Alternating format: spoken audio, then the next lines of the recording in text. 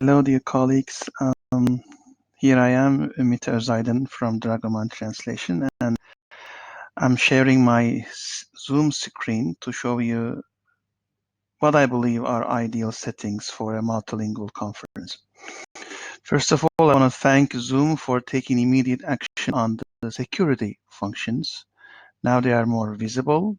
Previously, they were there, but on an advanced tab. So now they are literally in front of our eyes. Security. What we can do is we may not allow the participants to rename themselves, so they come in with the registered names. We can stop them chatting. We can disable their share screen. As you can see, there's a waiting room enabled now, which means the host needs to admit the participant. So nobody can bomb your meeting unless you disable this. And last but not least, I love the most is you can lock the meeting.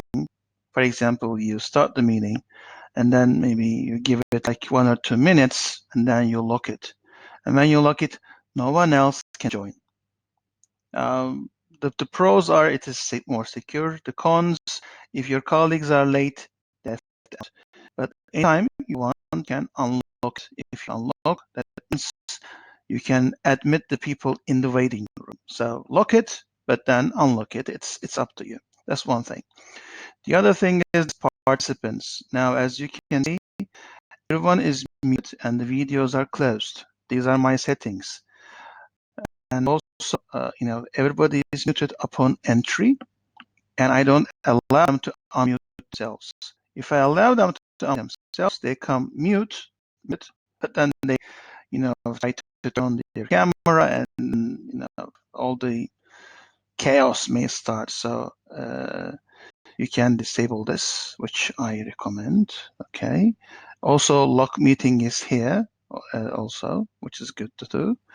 There's a poll screen. The polls are very handy features. As you continue your meeting, you can ask questions. It takes you to Zoom. And so literally it's better to start the session. You can put scheduling and then add polls meeting. The polls, the answers can be names or you want to see people's names. It's a very good functionality today. The chat, if allowed, people can chat, but you can disable it. It's up to you. Okay, you don't have to, enable people. And recording, you can record to the cloud, Zoom itself, or you can record on your own computer. But as you can see, Zoom values accessibility, so you can use closed captions. It can be automated or manual. We use it. It's very handy, and you can assign someone a typist, and then they can type in, and your meeting will be more accessible for people with hearing loss. And these are the breakout rooms. You can pre-configure them. For example, this is one of our latest meetings with an international company. They wanted their market team, operations, legal in separate rooms, and also they want a virtual coffee room.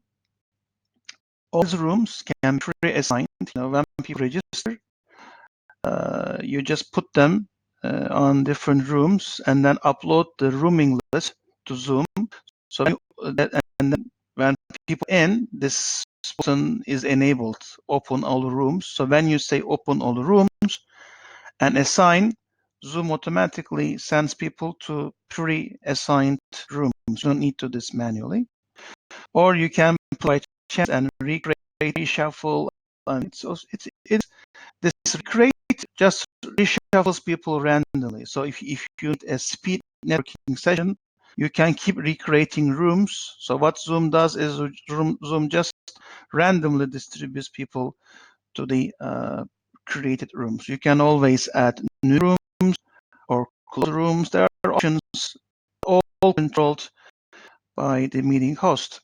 And then I can see on my screen there is interpretation because it is enabled. I can add an interpreter, English to Japanese, or add another one. another one. Of course, I need to put the names.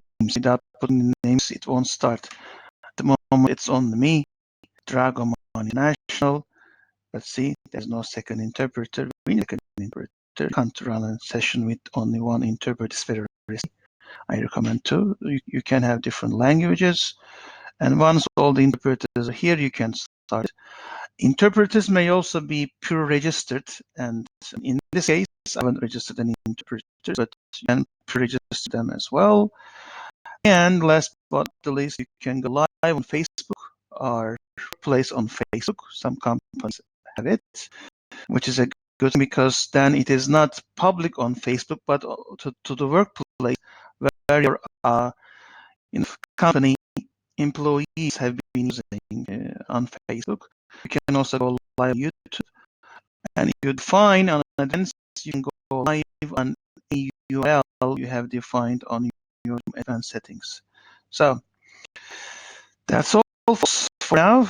I mean, this is what I believe is a very nice setup for international conference, given the COVID-19 circumstances. Right, as I always say, we have a virus to beat. Let's keep on keeping on.